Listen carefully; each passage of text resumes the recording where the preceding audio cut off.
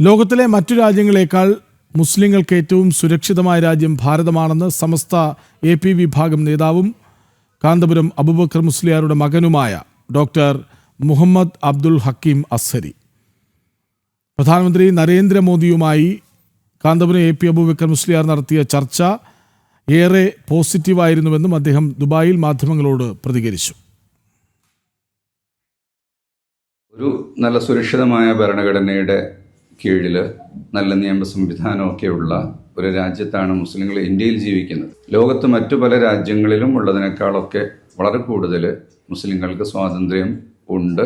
മറ്റു മതങ്ങളെപ്പോലെ തന്നെ മുസ്ലിങ്ങളുടെ മതകാര്യങ്ങളും മറ്റുമൊക്കെ നടക്കുന്നുണ്ട്. ആ അടിസ്ഥാനത്തിലാണ് പൂർണ്ണമായും മുസ്ലിങ്ങൾ സുരക്ഷിതരാണ് ഇന്ത്യയുടെ ഇപ്പോഴത്തെ ഒരു രീതിയിൽ എന്ന് പറഞ്ഞിട്ടുള്ളത്.